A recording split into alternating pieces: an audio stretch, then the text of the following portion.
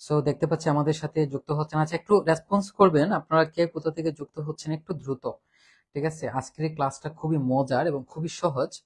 এই ক্লাসটা মানে আজকে যে টপিক নিয়ে আমরা আলোচনা করব সেটা হচ্ছে রিয়েল নাম্বার সিস্টেম, অর্থাৎ বাস্তব সংখ্যা নিয়ে। ঠিক আছে,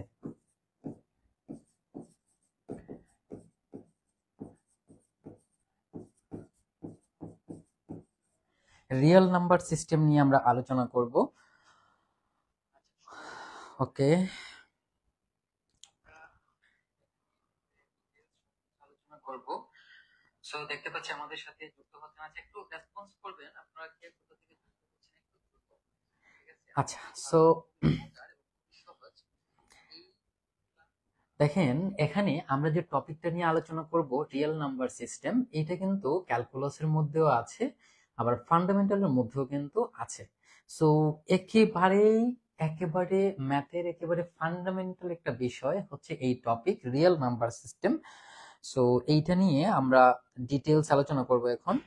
আচ্ছা, সো সাউন্ড ক্লিয়ার আশা করি, সমস্যা হবার কথা না। সাউন্ড আশা করি ক্লিয়ার, কথা আশা করি শোনা যাচ্ছে। সো আমরা এখন শুরু করব, ঠিক আছে? আচ্ছা, তো আমরা কি আলোচনা শুরু করব? মাত্র 11 জন লাইভে আমাদের। এই মুহূর্তে আমাদের এই কোর্সে প্রায় 350 জনের উপরে কোর্সে আছে, বাট লাইভে মাত্র 11 জন।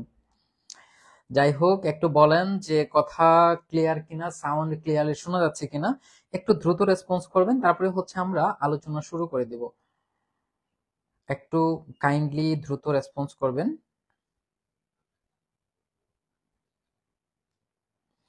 আমরা কি আলোচনা শুরু করে দিব? কথা বলেন। ওকে, তো চলুন আমরা শুরু করি। আচ্ছা, সো দেখেন, আমরা একটু আসি এখানে। দেখেন, একেবারে সিম্পল বিষয়, হোয়াট ইজ রিয়েল নাম্বার? বাস্তব সংখ্যাটা আসলে কি? তো আমি যদি আপনাকে একেবারে সিম্পল ভাষায় বলি তাহলে হচ্ছে, বাস্তবে আমরা যে সংখ্যাগুলো পাই, যে সংখ্যাগুলোর আসলে অস্তিত্ব আছে, সেইগুলোই হচ্ছে বাস্তব সংখ্যা। মূলদ সংখ্যা, অমূলদ সংখ্যা, পূর্ণ সংখ্যা, ভগ্নাংশ সংখ্যা, ধনাত্মক সংখ্যা, ঋণাত্মক সংখ্যা, অঋণাত্মক সংখ্যা, আরো অনেক ধরনের সংখ্যা আছে। এই সব কিছু মিলেই হচ্ছে বাস্তব সংখ্যা। অর্থাৎ বাস্তবে যে সংখ্যাটা পাওয়া যায় ওইটি আসলে বাস্তব সংখ্যা, যেটা আসলে বাস্তবে অস্তিত্ব আছে। এখন আপনি যদি আমাকে জিজ্ঞেস করেন যে দাদা, হ্যাঁ বাস্তবে অস্তিত্ব আছে আমি বুঝতে পেরেছি, বাট অস্তিত্ব নাই এই জিনিসটা কি? এই জিনিসটা হচ্ছে জটিল সংখ্যা। দেখেন, রুটের ভেতরে যদি ঋণাত্মক কোনো মান থাকে, ফর এক্সাম্পল রুটের ভেতরে -3 আছে, সো এইটাকে আমরা কি লিখতে পারি? দেখেন, এইটাকে আমরা লিখবো, এই মাইনাসের পরিবর্তে আমরা লিখবো i², কারণ আমরা জানি i² = -1, ডেফিনেটলি। তাহলে এটা হয়ে যাবে আমাদের i√3। এইটা একটা কমপ্লেক্স নাম্বার, জটিল সংখ্যা। তার মানে এই যে √3, এটা কিন্তু বাস্তব সংখ্যা না, কারণ এটা বাস্তবে কোনো অস্তিত্ব নাই। কারণ এই সংখ্যাটাকে আমরা x + iy এই আকারে প্রকাশ করতে পারি কিভাবে? 0 + i√3। এইখানে 0টা হচ্ছে আমাদের রিয়েল পার্ট, আর এখানে √3টা হচ্ছে ইমাজিনারি পার্ট, এবং i হচ্ছে ইমাজিনারি নাম্বার। ঠিক আছে, আই কিন্তু পার্ট না, আই হচ্ছে নাম্বার। ঠিক আছে, আশা করি ক্লিয়ার। এখন আপনাকে যদি আমি প্রশ্ন করি যে 2, 3, 5 √5 এবং আরেকটা দিলাম মনে করেন √-2, তাহলে এখানে কোনটা জটিল সংখ্যা একটু বলেন তো? এই চারটার মধ্যে কোনটা জটিল সংখ্যা একটু বলবেন আপনারা দ্রুত। ঠিক আছে, আচ্ছা আসেন এখন বাস্তব সংখ্যার পরিচিতি। দেখেন, প্রাথমিকভাবে বাস্তব সংখ্যাকে আমরা দুই ভাগে ভাগ করতে পারি। একটা হচ্ছে মূলদ সংখ্যা, একটা হচ্ছে অমূলদ সংখ্যা। আবার ওই মূলদ সংখ্যাগুলোর মধ্যেই কিন্তু আমাদের মানে দশমিক, মূলদ সংখ্যাগুলোর মধ্যে আমাদের পূর্ণ সংখ্যা রয়েছে, ভগ্নাংশ সংখ্যাগুলো রয়েছে, সবকিছু মূলদ সংখ্যার মধ্যে রয়েছে। দেখেন, যে সকল সংখ্যাকে সংখ্যা রেখার উপর একটা নির্দিষ্ট বিন্দু দ্বারা, একটু সংখ্যা রেখা জিনিসটা মনে রাখবেন, স্থাপন করা যায় তাকে বাস্তব সংখ্যা বলা হয়। দেখেন, জিনিসটাকে আমরা একটু এক্সপ্লেন করি। এই যে আমরা একটা টান দিলাম, এইটার নাম হচ্ছে সংখ্যা রেখা। ঠিক আছে, তো এটাকে আবার আমরা অনেক সময় রিয়েল লাইনও বলা হয়ে থাকে। দেখেন, এটাকে সংখ্যা রেখার পাশাপাশি এটাকে রিয়েল লাইন বলা হয়ে থাকে, রিয়েল লাইন। ঠিক আছে, মানে বাস্তব লাইন, মানে এই লাইনের উপর যা থাকবে সেইগুলোই হচ্ছে বাস্তব সংখ্যা, ঠিক আছে। সো দেখেন এইটা মনে করেন 0, এইটা মনে করেন 1, সরি -1, আর এটা হচ্ছে 1। এখন এই যে মাইনাস, এইটা দ্বারা বাম দিককে বোঝানো হয়, অর্থাৎ শূন্য থেকে বাম দিকে সেটা এক ঘর এসেছে, আর এই মাইনাসটা তার ডাইরেকশনকে বোঝানো হয়, দিককে বোঝানো হয়। আবার যখন সেটা আমরা বলি সংখ্যা রেখার মাধ্যমে, আমরা যখন বলি যে 1 মানে সংখ্যা রেখার উপর এক ঘরে আছে, দ্যাট মিনস এটা সংখ্যা রেখার ডান দিকে, ডান দিক মানে পজিটিভ দিক, আর বাম দিক মানে হচ্ছে নেগেটিভ দিক, ঠিক আছে। এই প্লাস এবং মাইনাস দ্বারা আসলে দিক বোঝানো হয়, এই জিনিসটা জাস্ট মনে রাখবেন, ঠিক আছে। সো এই যে সংখ্যাগুলো আছে এগুলো বাস্তব সংখ্যা। এখন 0 এবং 1 এর মধ্যে আমি একটা সংখ্যা নিলাম half, definitely it's a real number, definitely এটা একটা রিয়েল নাম্বার, ঠিক আছে। এটা নিয়ে কোনো ডাউট নেই, এটা নিয়ে আমাদের কোনো ডাউটস নাই, ঠিক আছে, এটা নিয়ে আমাদের কোনো ডাউটস নাই। এখন আমি যদি এই দুইটার মধ্যে আরো একটা সংখ্যা নেই, ওইটাও বাস্তব সংখ্যা, আবার এই দুইটার মধ্যে আরো একটা সংখ্যা নেই, এইটাও আসলে বাস্তব সংখ্যা। জিনিসটা কিন্তু খুবই ইন্টারেস্টিং। সো এই যে আমরা একটা সংখ্যা নিলাম, দেখেন এই যে আমরা একটা রেখা অঙ্কন করলাম, যেটার নাম হচ্ছে রিয়েল লাইন বা বাস্তব সংখ্যার লাইন।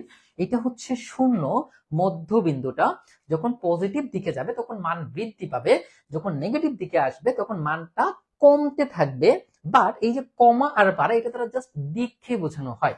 এখন এইটা 1, আমি একই জিনিস আবার লিখলাম, এটা হচ্ছে -1। এখন এখান থেকে আমরা দুইটা প্রপার্টিজ পাবো। ডেনসিটি থিওরাম, দেখেন খুবই গুরুত্বপূর্ণ ভাই, ডেনসিটি থিওরাম। তো ডেনসিটি থিওরামে কি বলেছে? দুইটা ডেনসিটি থিওরাম রয়েছে। ডেনসিটি থিওরাম মানে হচ্ছে ঘনত্ব উপপাদ্য, একটা হচ্ছে মূলদ সংখ্যার ঘনত্ব উপপাদ্য, একটা হচ্ছে অমূলদ সংখ্যার ঘনত্ব উপপাদ্য। তো এইটা জানার আগে আমাদের জানতে হবে মূলদ সংখ্যা এবং অমূলদ সংখ্যা কি।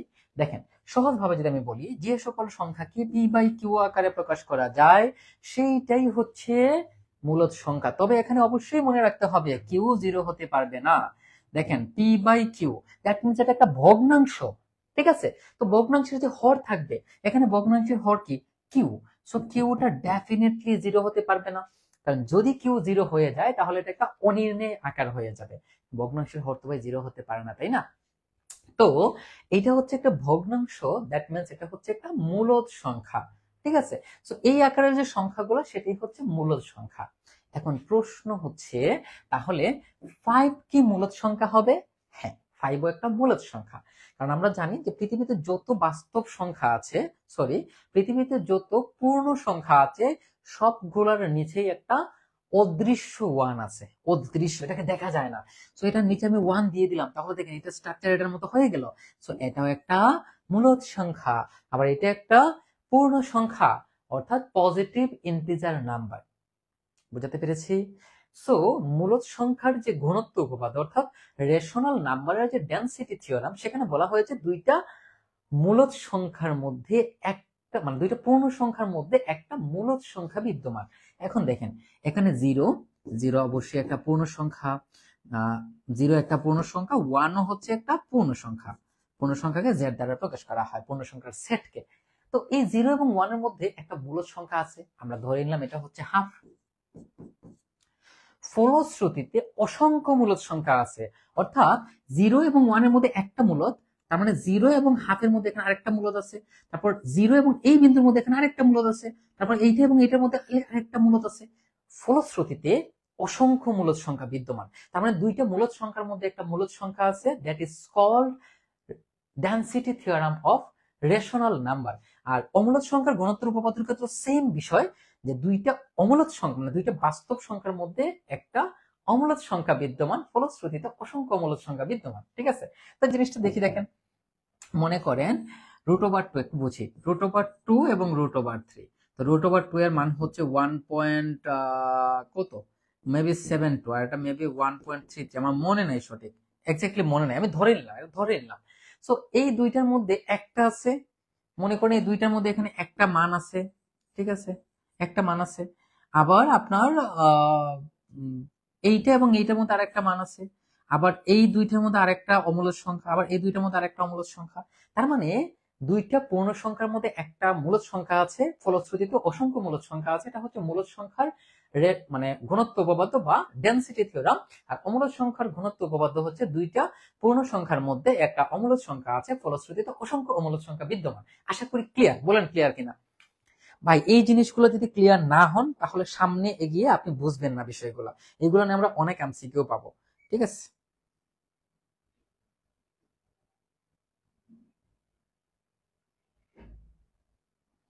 একটু কাইন্ডলি বলেন ক্লিয়ার কিনা বলেন। কথা বলতে হবে তো, তাই না? কথা বলতে হবে প্লিজ।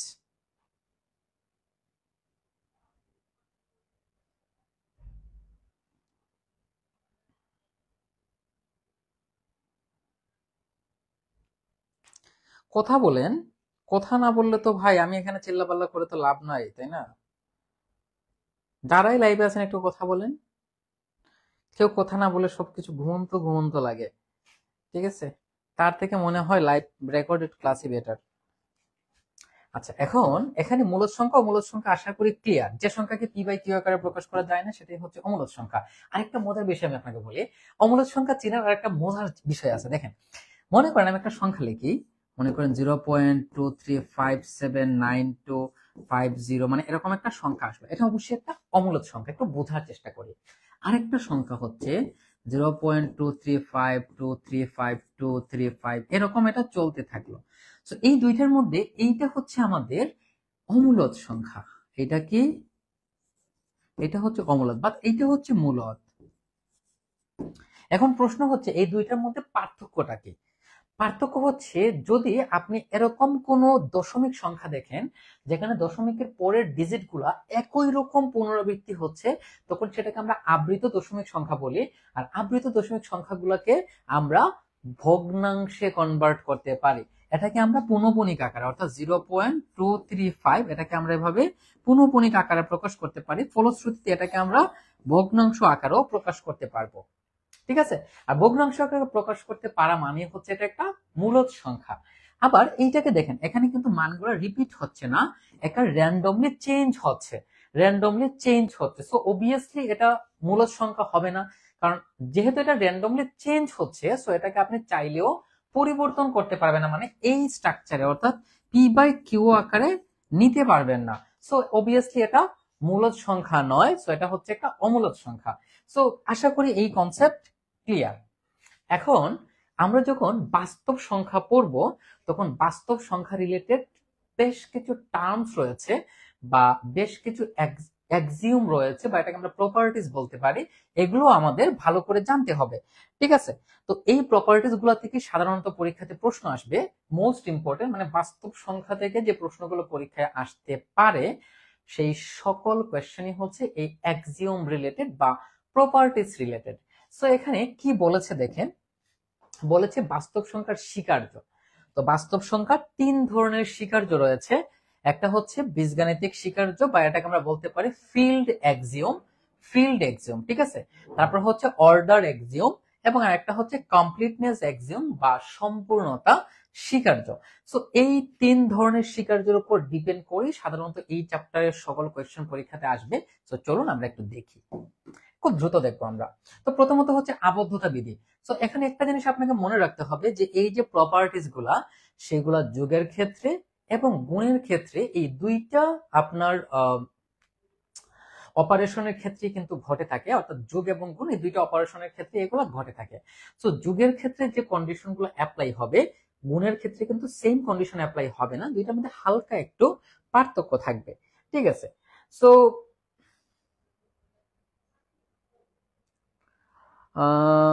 আরফিনা রহমান, হ্যাঁ এখানে মান আমার ভুল হয়েছে, আমি জাস্ট আপনাদের একটা ধারণার জন্য বলেছিলাম আর কি, যে এরকম দুইটা মান হলে এই দুইটার মধ্যে একটা অমূলদ সংখ্যা পাবো, ফলশ্রুতিতে আরো অসংখ্য অমূলদ সংখ্যা পাবো, বাট মান যাই হোক আর কি, মানে এটা যা আসে আর ক্যালকুলেশন করলে। এখন আসেন আবদ্ধতা বিধি বা ক্লোজার ল কনসেপ্টটা আসলে কি। দেখেন, প্রথমত হচ্ছে যোগ, দুইটা বাস্তব সংখ্যার যোগফল সর্বদাই একটা বাস্তব সংখ্যা। মজার বিষয় হচ্ছে আমরা বাস্তব সংখ্যা নিয়ে যা জানি এগুলাই আসলে বাস্তব সংখ্যার স্বীকার্য, কিন্তু আমরা জাস্ট এইটাই জানি না যে কোনটা কার স্বীকার্য, এই জিনিসটাই জাস্ট আমরা জানি না, বাকি সবকিছু কিন্তু আমরা জানি। তো দেখেন, দুইটা বাস্তব সংখ্যার যোগফল একটা বাস্তব সংখ্যা হবে। ফর এক্সাম্পল 2 হচ্ছে একটা বাস্তব সংখ্যা, 3 হচ্ছে একটা বাস্তব সংখ্যা। সো এই দুইটার যে যোগফল অর্থাৎ 5, এইটাও হচ্ছে একটা বাস্তব সংখ্যা, হুইচ ইজ ক্লোজার ল বা আবদ্ধতা বিধি। এটা হচ্ছে যুগের আবদ্ধতা বিধি, ঠিক আছে। আর গুণের আবদ্ধতা বিধি হচ্ছে দুইটা বাস্তব সংখ্যার গুণ একটা বাস্তব সংখ্যা। ফর এক্সাম্পল 2 একটা বাস্তব সংখ্যা, 3 একটা বাস্তব সংখ্যা, এই দুইটার যে গুণফল হবে সেইটাও একটা বাস্তব সংখ্যা হবে, হুইচ ইজ ক্লোজার ল বা আবদ্ধতা বিধি। ক্লিয়ার? তারপর আসেন বিনিময় বিধি। তো বিনিময় কথাটির মধ্যে বোঝা যায় এখানে বিনিময়ের একটা ব্যাপার স্যাপার আসবে, তাই না? তো দেখেন, মনে করেন এ হচ্ছে একটা বাস্তব সংখ্যা, বি হচ্ছে একটা বাস্তব সংখ্যা, তাহলে এ প্লাস বি এর যে মান আসবে বি প্লাস এ এর সেম মান আসবে, দ্যাট ইজ কল্ড কমিউটেটিভ ল বা বিনিময় বিধি, ঠিক আছে। তো দেখেন, বিনিময় বিধি মানে হচ্ছে এইটাই যে যদি আমরা বিনিময় করি অর্থাৎ আগেরটাকে পরে পরেরটাকে আগে নিয়ে নেই, তাহলে কিন্তু মানের কোনো পরিবর্তন হবে না, মানে দুইটার মান সেম হবে, এইটি হচ্ছে বিনিময় বিধি। গুণের ক্ষেত্রেও সেম, যে এ এবং বি দুইটা বাস্তব সংখ্যা, তাহলে এ বি এর যে মান আসবে বি এরও সেম মান আসবে, এইটাই হচ্ছে আমাদের কমিউটেটিভ ল বা বিনিময় বিধি। আসেন সংযোজন বিধি। তো বিনিময় বিধি এবং সংযোজন বিধির মধ্যে কিছু তফাৎ আছে। বিনিময় বিধি হচ্ছে যেগুলো পরিবর্তন হয়ে যাচ্ছে, অর্থাৎ আগেরটা পরে পরেরটা আগে এরকম চলে আসবে। আর সংযোজন বিধির ক্ষেত্রে আপনার 3টা বাস্তব সংখ্যা লাগবে, ঠিক আছে। সংযোজন বিধির ক্ষেত্রে 3টা বাস্তব সংখ্যা লাগবে। তো আমি এ একটা বাস্তব সংখ্যা, বি হচ্ছে একটা বাস্তব সংখ্যা এবং সি হচ্ছে একটা বাস্তব সংখ্যা নিলাম। তাহলে A plus B plus C, মানে A plus B plus C এর যে মান আসবে আপনার A plus B plus C, এইটারও সেম মান আসবে, সেম মান আসবে, ঠিক আছে। তার মানে এ প্লাস বি প্লাস, দেখেন এখানে এইটা হচ্ছে একটা গ্রুপ, এইটা হচ্ছে একটা গ্রুপ, মানে গ্রুপ বলতে আমি একসাথে বোঝাচ্ছি আর কি। তাহলে এই দুইটার মান সেম আসবে। দেখেন এই ব্র্যাকেটের জন্য কিন্তু মানের কোনো পরিবর্তন হবে না, এইটাই হচ্ছে সংযোজন বিধি। আর গুণের ক্ষেত্রে সেম বিষয়, যে এ ইন্টু বিসি যে কথা, এ বি ইন্টু সি একই কথা, এইটি হচ্ছে আমাদের সংযোজন বিধি, ঠিক আছে, বা সংযোগ বিধি। সংযোজন বিধি সংযোগ বিধি একই কথা, অ্যাসোসিয়েটিভ ল। তারপর হচ্ছে অভেদকের অস্তিত্ব বিধি, ভাই মোস্ট ইম্পর্টেন্ট, অভেদকের অস্তিত্ব বিধি মোস্ট ইম্পর্টেন্ট। দুইটা জিনিস আমরা মনে রাখবো। অভেদকের অস্তিত্ব বিধি বলতে বোঝানো হয় আমরা একটা বাস্তব সংখ্যা নিব, ওই বাস্তব সংখ্যার সাথে যদি আমরা কোনো সংখ্যা যোগ করি বা যদি আমরা কোনো সংখ্যা গুণ করি, সেক্ষেত্রে দেখতে হবে মানের পরিবর্তন হয় কিনা। ফর এক্সাম্পল আমরা নিলাম এ হচ্ছে একটা বাস্তব সংখ্যা, ঠিক আছে। এখন এ এর সাথে যদি আমরা শূন্য যোগ করি অথবা শূন্যের সাথে যদি আমরা এ যোগ করি, দেখেন আমাদের বাস্তব সংখ্যাটা কিন্তু এ ছিল, এটা মনে রাখবেন, আমাদের বাস্তব সংখ্যাটা কিন্তু কে ছিল, এ ছিল। এখন এর সাথে যদি আমি শূন্য যোগ করি বা শূন্যর সাথে এ যোগ করি, তাহলে ওই যে বাস্তব সংখ্যাটা ছিল অর্থাৎ এই যে এ ছিল, এইটার কিন্তু কোনো পরিবর্তন হচ্ছে না। সো এখানে জিরোটা হচ্ছে একটা আইডেন্টিটি এলিমেন্ট বা অভেদক উপাদান। তবে কার ক্ষেত্রে? যুগের ক্ষেত্রে। যুগের ক্ষেত্রে এটা মনে রাখতে হবে, এটা হচ্ছে যোগের ক্ষেত্রে, ঠিক আছে। আর গুণের ক্ষেত্রে কি? গুণের ক্ষেত্রে সেম বিষয়, এমন একটা মান গুণ করতে হবে যে মানটা গুণ করলে আপনার বাস্তব সংখ্যাটা চেঞ্জ হবে না। কিভাবে? দেখেন, মনে করেন এ হচ্ছে একটা বাস্তব সংখ্যা, এইটার সাথে যদি আমি 1 গুণ করি অথবা 1 এর সাথে যদি আমি এ গুণ করি, তাহলে মানের কি পরিবর্তন হচ্ছে? না। তো মানটা কি আসতেছে? এ। সো গুণের ক্ষেত্রে 1 হচ্ছে আইডেন্টিটি এলিমেন্ট, যুগের ক্ষেত্রে 0 হচ্ছে আইডেন্টিটি এলিমেন্ট। এখন যদি আমি এটাকে চেঞ্জ করে দিই তখন কাহিনীটা কি দাঁড়ায় দেখেন, যদি আমি এ এর সাথে 0 কে গুণ করি বা 0 এর সাথে এ কে গুণ করি, তাহলে মান কিন্তু 0 হয়ে যাচ্ছে। বাট এখানে আমাদের বাস্তব সংখ্যাটা ছিল কে? এ। তার মানে এখানে কে হওয়ার কথা ছিল এ, বাট হয়েছে কি 0, হুইচ ইজ টোটালি রং। আশা করি ক্লিয়ার। তো এই জিনিসটা এতটুকু পর্যন্ত আপনারা ক্লিয়ার কিনা একটু রেসপন্স করেন, এতটুকু পর্যন্ত ক্লিয়ার কিনা একটু। অমূলদ সংখ্যা হচ্ছে যে সংখ্যার দশমিকের পরে অসীম সংখ্যক মান থাকবে, এই মানগুলো র্যান্ডমলি চেঞ্জ হবে। মানে শুধু অসীম সংখ্যক থাকলেই সেটা অমূলদ এরকম বলা যাবে না, অসীম সংখ্যক থাকার পরেও ওই মানগুলো র্যান্ডমলি চেঞ্জ হবে, ঠিক আছে, তখন সেটা অমূলদ সংখ্যা। ক্লিয়ার কিনা একটু বলেন।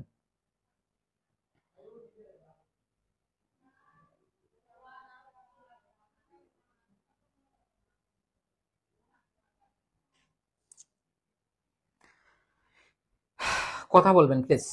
আমরা কিন্তু এখনো এমসিকিউ তে যাইনি, আমরা এখনো স্বীকার্যতে রয়ে গেছি। এইগুলো যদি আপনি ক্লিয়ারলি না বুঝেন ভাই, বিশ্বাস করেন আপনি এমসিকিউ থেকে একটা প্রশ্ন সলভ করতে পারবেন না। এই জিনিসগুলো একেবারে নিট এন্ড ক্লিন থাকতে হবে, ঠিক আছে?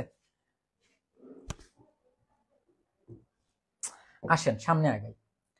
দেখেন এরপর হচ্ছে বিপরীতের অস্তিত্ববিধি। এখন দেখতে হবে একটা বাস্তব সংখ্যার বিপরীতটা এক্সিস্ট করে কিনা, বিপরীত মান থাকবে কিনা একটু বুঝি।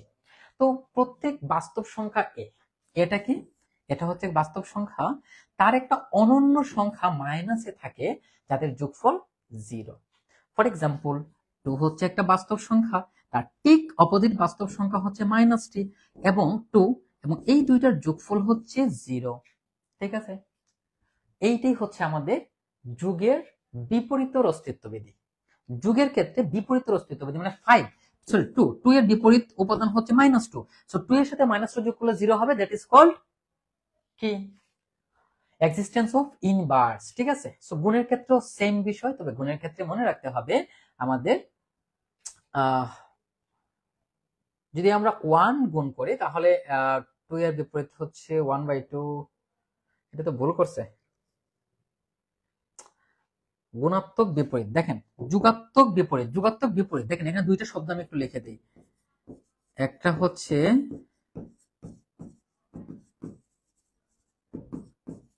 যুগাত্মক বিপরীত আর একটা হচ্ছে গুণাত্মক বিপরীত। একটু জিনিসটা ক্লিয়ার করে, এখানে একটু ভুল আছে, ঠিক আছে, এখানে একটু ভুল আছে, আমি একটু ঠিক করে দিই আপনাদেরকে।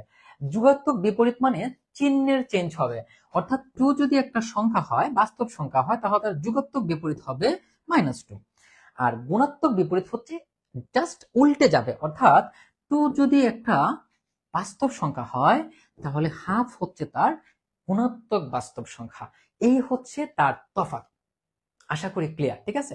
তার মানে বিপরীতের অস্তিত্ব বিধির ক্ষেত্রে আমরা এটা মনে রাখবো, এটা ভুল, এটাকে আমরা ঠিক করে দেবো। যেমন এই যে দেখেন এখানে এটা টাইপ করতে ভুল হয়েছে, 2 এর গুণাত্মক বিপরীত হচ্ছে 1/2। ঠিক আছে, সো কারণ হচ্ছে এখানে একটা জিনিস আপনাকে মনে রাখতে হবে, যুগাত্মক বিপরীত বা গুণাত্মক বিপরীতের ক্ষেত্রে যে মান, যুগাত্মক বিপরীতের ক্ষেত্রে যোগফল 0 হতে হবে, এই জিনিসটা মনে রাখবেন। যুগাত্মক বিপরীতের ক্ষেত্রে যে সংখ্যাটা নেবেন আর তার যে যুগাত্মক বিপরীত উপাদান থাকবে তার যোগফল 0 হতে হবে। দেখেন 2 -2 যোগ করলে 0। আর গুণাত্মকের ক্ষেত্রে মানে গুণের ক্ষেত্রে যে সংখ্যাটা নেবেন তার গুণাত্মক উপাদানের সাথে গুণ করলে 1 হতে হবে। তো সহজ বিষয় হচ্ছে যে যুগের ক্ষেত্রে 0, গুণের ক্ষেত্রে 1। ওই যে অভেদকের অস্তিত্ব বিধির ক্ষেত্রে যুগের ক্ষেত্রে 0, গুণের ক্ষেত্রে 1, জাস্ট এই জিনিসটা মনে রাখবেন। দেখেন 2 এর সাথে যদি আমি হাফকে গুণ করি, 2 এর সাথে হাফকে গুণ করলে কত হয়, 1। ঠিক আছে, যে দেখেন 2 এর সাথে হাফ, এখানে টাইপ মিস্টেক হয়েছে, ঠিক আছে, 2 এর সাথে হাফ, এগুলো একটু মিস্টেক হয়েছে। সো এই হচ্ছে কনসেপ্ট, ঠিক আছে, মানে যুগের ক্ষেত্রে 0, গুণের ক্ষেত্রে 1, দ্যাটস ইট। তারপর হচ্ছে বন্টন বিধি। বন্টন মানে এখানে বন্টন হবে কিভাবে, দেখেন মনে করেন এবিসি 3টা বাস্তব সংখ্যা, এবিসি 3টা বাস্তব সংখ্যা, তাহলে a into B plus C, এই যে, তাহলে a এর সাথে b হবে একটা এবি, আর a এর সাথে c হবে একটা এসি, এই যে দেখেন এবি এসি। ঠিক আছে, এইটাই হচ্ছে আমাদের বিষয়।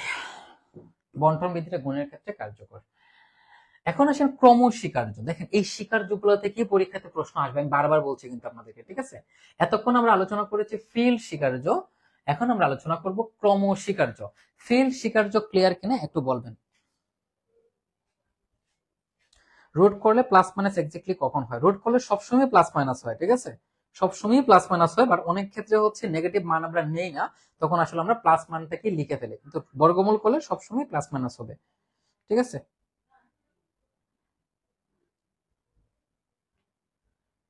নোট করার দরকার নাই, এগুলো আমি ওয়েবসাইটে মূল ফাইল আপলোড করে দেবো, ঠিক আছে? এইটার যে ফাইলটা আছে ওইটা আমি ওয়েবসাইটে আপলোড করে দিব, ঠিক আছে, আপনারা ওইখান থেকে দেখে নেবেন।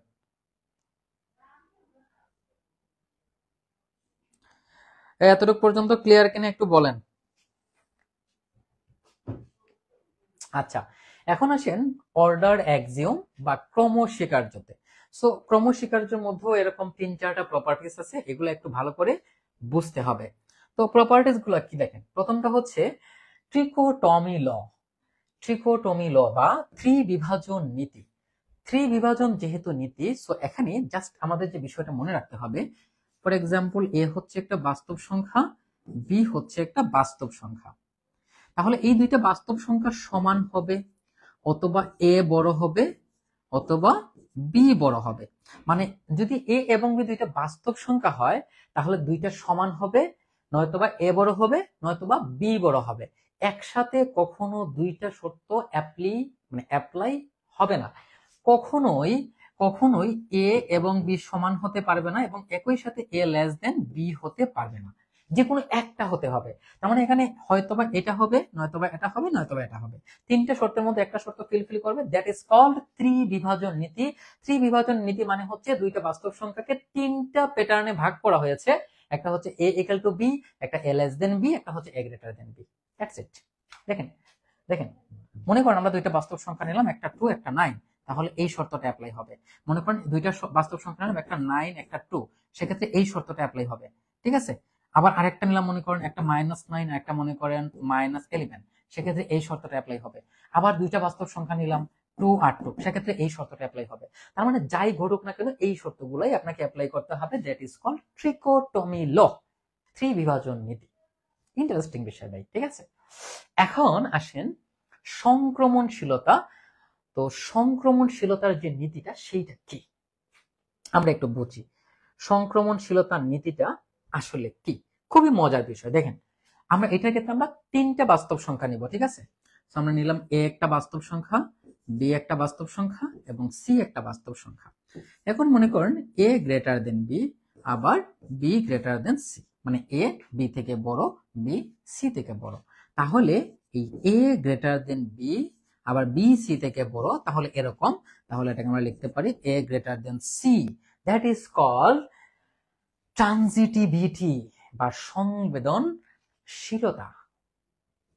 মজার জিনিস কিন্তু ভাই। এ যদি বি থেকে বড় হয়, বি যদি সি থেকে বড় হয়, তাহলে এ সি থেকে বড় হবে। সিম্পল বিষয়। ঠিক আছে। তো এটাকে আমরা একটা এক্সাম্পলের মাধ্যমে যদি বোঝার চেষ্টা করি, মনে করেন এ সমান 5, বি সমান 2, ঠিক আছে, আর সি সমান 1।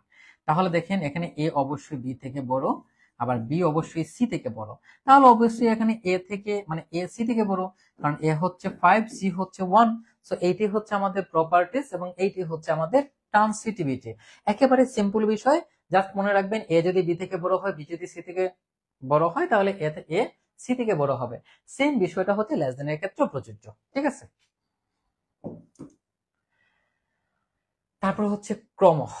সো ক্রম, দেখেন যুগের ক্রম খুব মজার বিষয় কিন্তু এটা ভাই। আমরা যে ইচ্ছা মতো যোগ করে ফেলি, বাট ওইটা কিন্তু হঠাৎ করে আসে নাই। ওইটা কিন্তু ওই যে তার যে অর্ডার এক্সিওম আছে সেখান থেকে এসেছে। মনে করেন এ লেস দেন বি। এখন আপনি উভয় পক্ষে কিছু একটা যোগ করবেন। মনে করেন আপনি এখানে সি যোগ করবেন, তাহলে A plus C, B plus C. তাহলে এখানে যে শর্তটা অ্যাপ্লাই করা হয়েছে সেটা হচ্ছে অর্ডার আন্ডার এডিশন। যে কোনো এক পাশে যে কোনো বাস্তব সংখ্যা একটা যোগ করা হবে। ঠিক আছে। এখানে আপনি যে কোনো সংখ্যা নিয়ে এটা ট্রাই করে দেখতে পারেন। ঠিক আছে। এগুলো আমরা এমসিকিউ তে দেখবো। গুণের ক্ষেত্রেও সেম, যে কোনো একদিকে। মনে করেন এখানে ছিল আমাদের A less than B, C গুণ করে দেন, হয়ে যাবে A C less than BC. এইটাই একেবারে সিম্পল। ঠিক আছে। এটা হচ্ছে গুণের ক্রম। আচ্ছা, তারপরে এখানে সুপ্রিমাম এবং ইনফিমাম রয়েছে। ওকে, সো আমরা এখানে একটু সুপ্রিমাম ইনফিমামটা দেখে নিই। দেখেন সুপ্রিমাম আর একটা হচ্ছে ইনফিমাম। একেবারে সহজভাবে যদি আমি বলি, তাহলে একটা সেট আমাদেরকে চিন্তা করতে হবে। তো আমরা মনে করেন একটা সেট নিলাম, এস সমান 1 3 5। এটা হচ্ছে একটা সেট। একটু বুঝি আমরা, এটা আমরা বুঝি। ঠিক আছে। আচ্ছা আচ্ছা এই সেটটাই লিখি। তাহলে এটা কিন্তু ঊর্ধ্বসীমায়িত সেট। ঊর্ধ্বসীমায়িত সেট মানে এটা ঊর্ধ্ব দিকে যাচ্ছে। দেখেন 1 3 5, তার মানে এটা উপরের দিকে যাচ্ছে, মানগুলো কিন্তু বৃদ্ধি পাচ্ছে। ঠিক আছে। তার মানে এটা ঊর্ধ্বসীমায়িত সেট। বুঝতে হবে ঊর্ধ্বসীমায়িত সেটের মধ্যে যে নিম্ন সীমাটা থাকবে সেটা হচ্ছে সুপ্রিমাম। একটু বুঝতে হবে বিষয়টা। দেখেন ঊর্ধ্বসীমায়িত সেট, দেখেন 1 3 5, 5 পর্যন্ত আমরা জানি। ঠিক আছে। এরপরে কি আমরা জানি না, বাট এখানে ডট ডট থাকার মানে এরপরে আরো অনেক অনেক অনেক বাস্তব সংখ্যা আছে। তার মানে এই যে আরো যে অনেক অনেক বাস্তব সংখ্যা আছে তার মধ্যে এইটা হচ্ছে ছোট। মানে আমরা ঊর্ধ্বসীমায়িত সেটের মধ্যে এইটা হচ্ছে সব থেকে ছোট। ঊর্ধ্বসীমায়িত সেটের মধ্যে এটা হচ্ছে সব থেকে ছোট।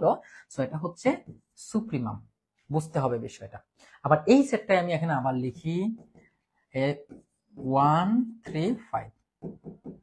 সো মনে করেন এটা হচ্ছে একটা নিম্ন সীমায়িত সেট, এটা ডান দিক থেকে বাম দিকে আসতেছে। তো দেখেন এই যে এদিকে আসতেছে আসতেছে আসতেছে, বা এটাকে আমরা আরেকটু এরকম লিখতে পারি, মনে করেন 9 9 না লিখে আমি লিখলাম 1 2 5 7 এরকম লিখলাম, ঠিক আছে। তো এটা হচ্ছে একটা সেট, এটা হচ্ছে নিম্ন সীমায়িত সেট। দেখেন এই দিক থেকে এইদিকে আসতেছে, নিম্ন সীমায়িত সেট। তো নিম্ন সীমায়িত সেটের মধ্যে এইটা হচ্ছে সব থেকে বড়, ঠিক আছে। তো নিম্ন সীমায়িত সেটের মধ্যে সব থেকে যে বড়টা থাকবে, মানে সহজ বিষয়টা হচ্ছে যে একটা সেটের প্রথম যে উপাদানটা থাকবে, দেখেন আমরা যদি সহজ ভাবে বলি তাহলে এখানে আছে 1 3 5, তারপরে এরকম দিলাম, তাহলে এই যে প্রথম যেটা থাকবে সেটা হচ্ছে ইনফিমাম, ঠিক আছে। ইনফিমাম, এই এস সেটের ইনফিমাম হচ্ছে 1, আর যেটা সবার শেষে যেটা আমরা জানবো সেটা হচ্ছে সুপ্রিমাম। সহজ বিষয় এইটাই, ঠিক আছে। সুপ্রিমাম হচ্ছে 5। তাহলে এইরকম যে কোনো সেটের ক্ষেত্রে ইনফিমাম হবে প্রথমটা, সুপ্রিমাম হবে লাস্টেরটা বলতে যেটা আমরা জানবো, যতটুকু পর্যন্ত জানবো। এখন এখানে যদি মনে করেন 5 পরে আপনি আরেকটা উপাদান জানেন 7, তারপরে ডট ডট, তাহলে এটা হচ্ছে সুপ্রিমাম, বাট ইনফিমাম এটাই হবে, ঠিক আছে। তার মানে ঊর্ধ্বসীমায়িত সেটের মধ্যে সব থেকে ছোটটা হচ্ছে সুপ্রিমাম, এবং নিম্ন সীমায়িত সেটের মধ্যে সব থেকে বড় যেটা সেটা হচ্ছে ইনফিমাম। দেখেন এখানে ওয়ান এর সামনে কিন্তু আরো আছে, বাট এগুলো আমরা দেখতে পারতেছি না, ইনভিজিবল, ঠিক আছে। সো এটা নিম্ন সীমায়িত সেটের মধ্যে বড় উপাদান হচ্ছে এইটা। সো বড়, কারণ এর সামনে যেগুলো থাকবে এগুলো হচ্ছে ছোট উপাদান। সো এই ধরনের যখন হবে তখন সেটা হচ্ছে ইনফিমাম, ঠিক আছে। সুপ্রিমাম ইনফিমাম ক্লিয়ার কিনা একটু বলেন, তারপরে আমরা এমসিকিউতে চলে যাব। একটু বলেন।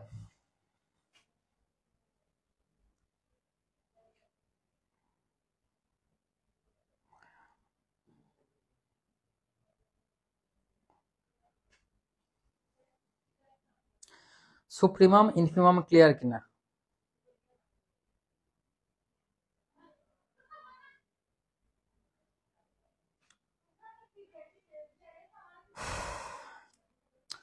হ্যাঁ কথা বলেন, ঠিক আছে, কথা না বললে তো সমস্যা, কথা বলেন প্লিজ।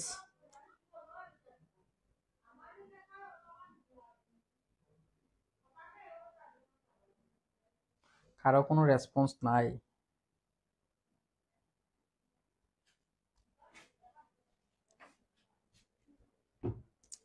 আচ্ছা দেখেন, যদি এ এবং বি দুটি বাস্তব সংখ্যা হয় তাহলে তাদের যোগফল একটা বাস্তব সংখ্যা হবে, এটা কিন্তু আবদ্ধতা বিধি। সূত্রগুলো কি মনে আছে? আবদ্ধতা বিধি, দুইটা বাস্তব সংখ্যার যোগফল একটা বাস্তব সংখ্যা, এটা হচ্ছে আবদ্ধতা বিধি। তো এই হচ্ছে আনসার, এখানে ব্যাখ্যা দেওয়া আছে, একটু দেখে নেবেন।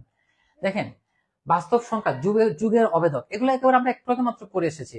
বাস্তব সংখ্যার ক্ষেত্রে যুগের অবেধক হচ্ছে 0। বাস্তব সংখ্যার ক্ষেত্রে যুগের অবেধক হচ্ছে 0, গুণের অবেধক হচ্ছে 1। কেন? আমরা একটু আগে আলোচনা করেছি।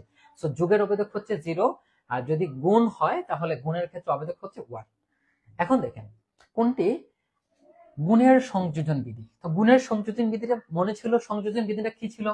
যে a ইন্টু বিসি সমান এ বি ইন্টু সি, এইটি হচ্ছে গুণের সংযোজন বিধি। তাহলে দেখেন এটা হচ্ছে গুণের সংযোজন বিধি।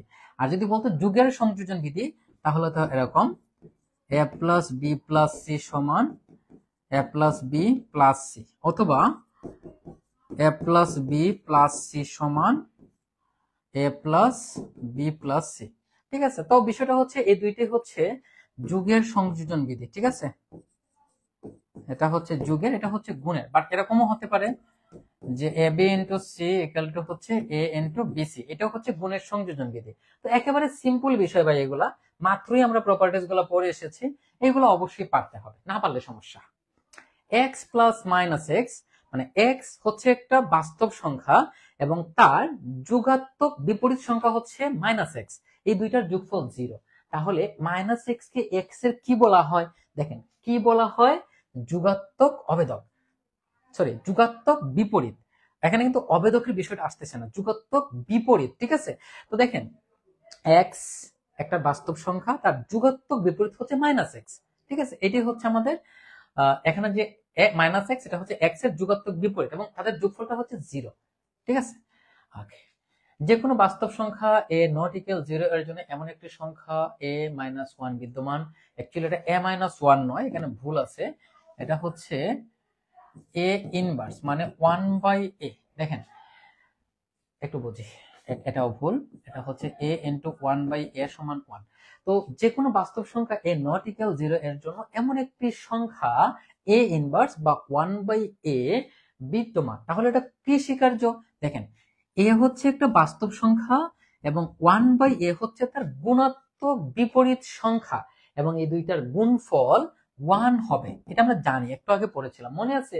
ওইটা হচ্ছে গুণের বিপরীতের অস্তিত্ববিধি, গুণের বিপরীতের অস্তিত্ববিধি। আর একটু আগে আমরা যেটা পড়েছিলাম যে এক্স প্লাস মাইনাস এক্স সমান 0, এটা হচ্ছে যুগের বিপরীতের অস্তিত্ব বিধি। ঠিক আছে, যুগের বিপরীতের অস্তিত্ব বিধি মানে জাস্ট আমরা একটু আগে এই প্রপার্টিজ গুলো পড়ে এসেছি, ওইগুলাই। ঠিক আছে, ওইগুলা, এখানে আসলে এক্সট্রা কিছু না, একেবারে সিম্পল কনসেপ্ট এটা। ঠিক আছে, একেবারে সিম্পল, আশা করি ক্লিয়ার। আচ্ছা, সো এরপরে দেখেন প্রশ্নটা ভুল আছে, সেটা পড়াচ্ছি না। আচ্ছা দেখেন, বাস্তব সংখ্যার ক্রমস্বীকার্য অনুযায়ী যে কোনো দুটি বাস্তব সংখ্যা এক্স এবং ওয়াই এর জন্য কোনটি সত্য? ক্রমস্বীকার্য। তো যেহেতু ক্রমস্বীকার্য, যে আমরা যে ট্রিকোট্রমি ল পড়েছিলাম, সেখানে পড়েছিলাম যদি এ এবং বি দুইটা বাস্তব সংখ্যা হয়, দুইটা সমান হবে, নতুবা সমান হবে না, না হলে কি হবে? ছোট অথবা বড়, তার মানে এটা হচ্ছে তার আনসার। গ্রেটার দেন হবে, লেস দেন হবে, অথবা এক্স ইকুয়াল টু ওয়াই হবে। যে কোনো একটা সত্য হবে, যে কোনো একটা শর্ত সত্য হবে। ঠিক আছে, দেখেন যে কোনো একটি, পরীক্ষাতে আসতে পারে কতটি শর্ত সত্য হবে? একটি, অনলি ওয়ান। ঠিক আছে, এটাকে বলা হয় তার ট্রিকোটমি ল। এই দেখেন থ্রি বিভাজন নীতি অনুযায়ী A greater than B, B greater than C এবং সি গ্রেটার দেন হলে এ গ্রেটার দেন সি হবে। এটা কোন ধর্ম বলেন তো দেখি, আপনারা পারেন কিনা? এখানে অপশন দিলাম, বলেন বলেন, এইটা বলেন, একটু আগে মাত্র পড়িয়েছে।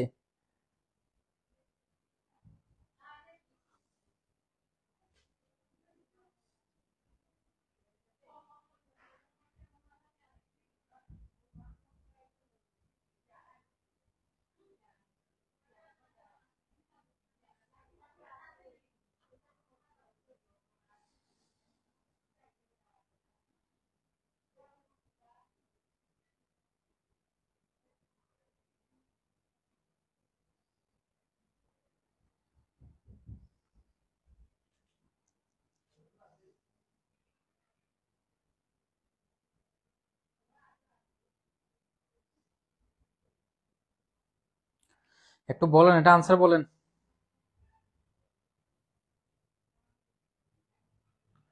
এটা তো পারা উচিত, তাই না? এটা হচ্ছে সংক্রমণশীলতা, সংক্রমণশীলতা। এটা ভুলে গেলেন একটু আগে, এটা ডাইরেক্ট প্রপার্টিজ, তো এভাবে ভুলে গেলে হবে? আহ দেখেন, যদি এ গ্রেটার দেন বি হয় এবং সি যে কোনো বাস্তব সংখ্যা হয়, তাহলে অবশ্যই এসি গ্রেটার দেন বিসি হবে। ঠিক আছে, না, এখানে একটা কথা আছে, দেখেন এখানে এই আনসারটা আমরা একটু ফোকাস করি, এই প্রশ্নটা একটু ফোকাস করি। এখানে সি এর যে কথাটা, সেটা বলেছে যে কোনো বাস্তব সংখ্যা, তার মানে সিটা 0 থেকে বড় হতে পারে, 0 থেকে ছোট হতে পারে, আবার সি 0 কিন্তু হতে পারে। এখন একটু বুঝি আমরা, বলেছি এখানে এ গ্রেটার দেন বি। এখন যদি আমি সি 0 থেকে বড় নিই, ফর এক্সাম্পল 2 নিলাম, তাহলে জিনিসটা কি হবে? দেখেন এসি গ্রেটার দেন বিসি। তো আমি যদি 2 নেই, এখানে এ অলরেডি বি থেকে বড়, সো মনে করেন এ সমান 5 আর বি সমান 3, আমরা এটা ধরে নিলাম। ঠিক আছে, তখন এই শর্তটা সত্য হবে কিনা একটু দেখেন। এসি, তাহলে আমরা সি সমান কত নিয়েছি? 2, তাহলে এসি মানে 10 গ্রেটার দেন বিসি, তাহলে বিসি বলতে কত হলো? যে 3 দুগুণ 6, তার মানে এটা সত্য হয়ে গেল। কিন্তু এখানে কিছু কথা আছে। কথাটা হচ্ছে যে এখানে যে সি আমরা 0 থেকে কি নিয়েছি? 0 থেকে বড় নিয়েছি, 0 থেকে কি নিয়েছি? বড় নিয়েছি। So AC greater than BC হতেও পারে, আবার নাও হতে পারে। কেন না হতে পারে আমরা একটু দেখি। এখন যদি আমরা 0 থেকে ছোট নেই, 0 থেকে ছোট মনে করেন আমরা নিলাম -2, তখন এটা কি হবে? -10 গ্রেটার দেন -6, এটা কি সত্য হবে? না, কারণ এটা হচ্ছে বড়। আবার যদি আমরা 0 নেই, তাহলে এটা হয়ে যাবে 0 ইকুয়াল টু 0, তার মানে এগুলো একটাও সত্য হবে না। তখন সত্যটা হবে এইটা। কেন? দেখেন এ গ্রেটার দেন বি, তো তো সিটা যাই হয় না কেন, মনে করেন সি এর মান পজিটিভ নেগেটিভ যাই হোক না কেন, এইখানে যা থাকবে এইখানেও তাই থাকবে। সো উভয় পক্ষ থেকে আমরা এটাকে বাদ দিয়ে দিতে পারবো। সো এই ক্ষেত্রে আমাদের খুব কেয়ারফুলি এই অপশনটাকে চুজ করতে হবে। দেখেন এইটা আপাত দৃষ্টিতে সঠিক মনে হতে পারে, এটাকেও আপাত দৃষ্টিতে সঠিক মনে হতে পারে, বাট এই দুইটা সবসময় সত্য নাও হতে পারে, বাট এইটা সর্বদাই সত্য। আপনি যে কোনো সংখ্যা নিয়ে এটাকে ট্রাই করে দেখতে পারেন। ঠিক আছে। বাস্তব সংখ্যার কোন স্বীকার্যটি নিশ্চিত করে যে সংখ্যা রেখায় কোনো ফাঁক নেই? এটা হচ্ছে সম্পূর্ণতা স্বীকার্য। বাস্তব সংখ্যার সম্পূর্ণতা স্বীকার্যতে বলা হয়েছে ঊর্ধ্ব সীমায়িত সেটের মধ্যে আমরা সুপ্রিমাম পাবো এবং নিম্ন সীমায়িত সেটের মধ্যে আমরা ইনফিমাম পাবো। তার মানে এখানে আপনার যে ঊর্ধ্ব সীমায়িত থাকলে এখানে সুপ্রিমাম থাকবে, মানে এখানে একটা মান থাকবেই থাকবে, আবার নিম্ন সীমায়িত সেটের মধ্যেও একটা মান থাকবেই থাকবে। তো এখানে কোনো গ্যাপ থাকার সুযোগ নেই। That is called completeness axiom. ঠিক আছে। লঘিষ্ঠ, দেখেন এই যে এখানে সম্পূর্ণতা স্বীকার্য কথা বলা হয়েছে। যদি জেড 0 থেকে ছোট হয়, দেখেন এক্স গ্রেটার দেন ওয়াই। যদি জেড 0 থেকে বড় হয় তাহলে হবে X Z greater than Y Z. আর যদি জেড লেস দেন ছোট হয় তাহলে হবে X Z less than Y Z. এখন প্রশ্ন হচ্ছে কেন? দেখেন 0 থেকে ছোট, সো মনে করেন আমরা নিলাম -9, যে কোনো একটা নেগেটিভ নাম্বার। ঠিক আছে। এখন -9 যখনই এটার সাথে আমরা গুণ করব, মাইনাস দ্বারা গুণ করলে অসমতা চিহ্ন কিন্তু পরিবর্তন হয়ে যায়। ঠিক আছে। তখন জিনিসটা এরকম হয়ে যাবে -9x গ্রেটার দেন -9y। তখন এটাকে মাইনাস দ্বারা গুণ করে দিলে এই অসমতা চিহ্ন চেঞ্জ হয়ে যাবে, তখন হয়ে যাবে 9x লেস দেন 9y। তার মানে হচ্ছে যদি 0 থেকে ছোট হয় তাহলে x z এই অসমতাটা চেঞ্জ হয়ে যাবে, গ্রেটার দেন থাকলে লেস দেন, লেস দেন থাকলে গ্রেটার দেন। তো এটা হয়ে যাবে মাইনাস মানে লেস দেন ওয়াই জেড। এটাই। ঠিক আছে। ওকে।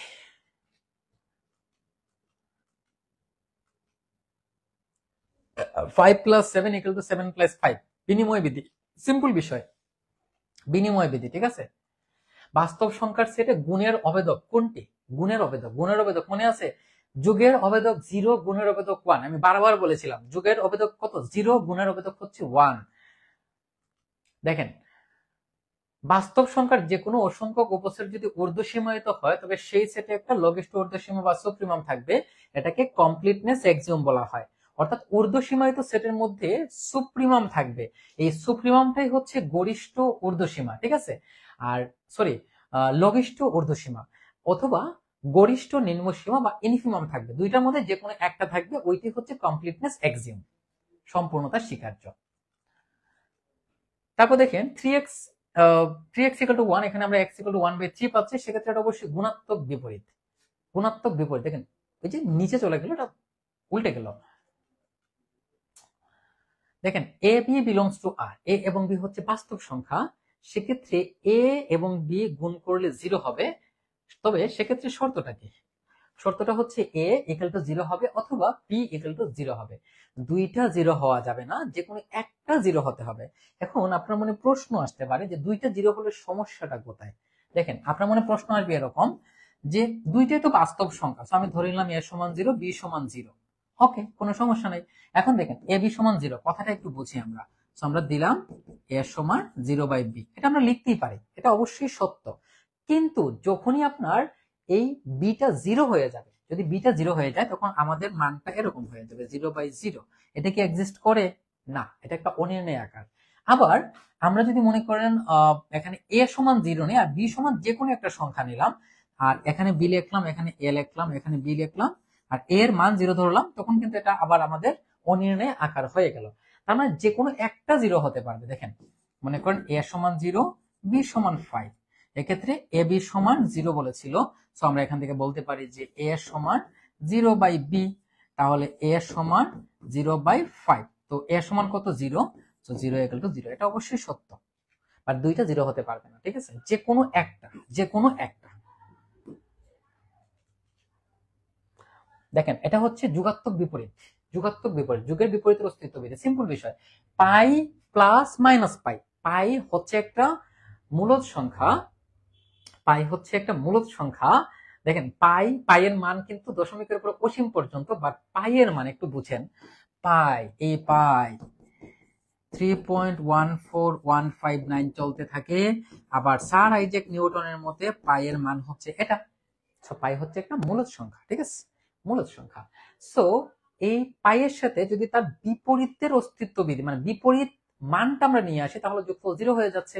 সো এটা হচ্ছে যুগের বিপরীতের অস্তিত্ববিধি, যুগের বিপরীতের অস্তিত্ববিধি। আবার অমূলদ সংখ্যার যোগফল মূলদ হতে পারে, অমূলদ সংখ্যার যোগফল মূলদ হতে পারে, অবশ্যই হতে পারে, অবশ্যই হতে পারে, ঠিক আছে। দুইটা মূলদ সংখ্যা যোগ করলে মূলদ সংখ্যা হতে পারে, ঠিক আছে। যে আপনি এটাকে ট্রাই করে দেখতে পারেন। বাস্তব সংখ্যার জন্য সত্য নয় সকল পূর্ণ সংখ্যা বাস্তব সংখ্যা, সকল পূর্ণ সংখ্যা বাস্তব সংখ্যা, এটা কি সত্য? সত্য বলছে সত্য নয় সকল বাস্তব সংখ্যা মূলদ সংখ্যা। সকল বাস্তব সংখ্যা তো মূলদ সংখ্যা হয় না, অমূলদ সংখ্যা তো আছে। দেখেন √2 এটা তো বাস্তব সংখ্যা, বাট এটা কি মূলদ সংখ্যা? না, এটা অমূলদ সংখ্যা। তার মানে সকল বাস্তব সংখ্যা মূলদ সংখ্যা নয়, বলেছে সত্য নয়, তার মানে এটা সত্য নয়, এটা মিথ্যা। আজকের ক্লাস এতটুকু পর্যন্ত। আপনারা এতটুকু পর্যন্ত আপনাদের কারো কোনো প্রশ্ন আছে কিনা একটু বলেন।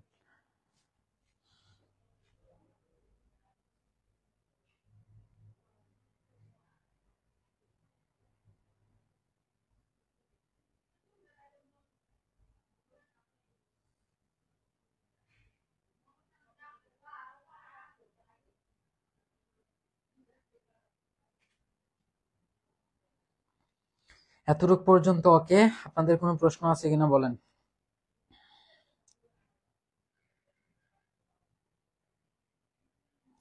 প্রশ্ন না থাকলে আমি এখন শেষ করে দিব ক্লাস।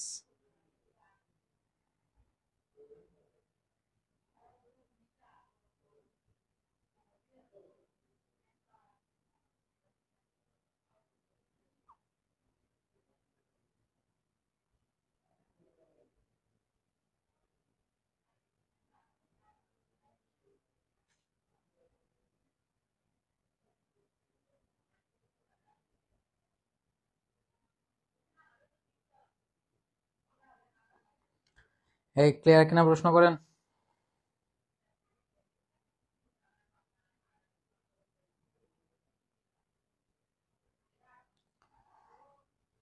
ওয়েবসাইটে দিয়ে দিব, আপনাদের খাতায় নোট করে, আপনি খাতায় নোট করবেন বেসিক কনসেপ্ট গুলা, ঠিক আছে। প্রথম দিকে যেগুলো পড়াইছি এগুলো হচ্ছে বেসিক কনসেপ্ট, ওইগুলো খাতায় নোট করবেন। আর এমসিকিউ গুলো খাতায় লেখার দরকার নেই, এগুলো আপনি পিডিএফ দেখে দেখে জাস্ট প্র্যাকটিস করলেই হয়ে যাবে, ঠিক আছে। তাহলে আজকের ক্লাস এতটুকু পর্যন্তই। নেক্সট ক্লাসগুলো আমরা জানিয়ে দিব আপনাদেরকে, টাইম মতো ক্লাস হবে। যারা কোর্সে ভর্তি হতে চায় তাদেরকে জানিয়ে দিবেন, আমরা একেবারে ডিটেলস পড়ছি এখানে। সো আশা করি ক্লাস ভালো লেগেছে। এরপর যদি আপনাদের কোনো প্রশ্ন থাকে, কোনো কিছু বলার থাকে, অবশ্যই জিজ্ঞেস করবেন। ধন্যবাদ।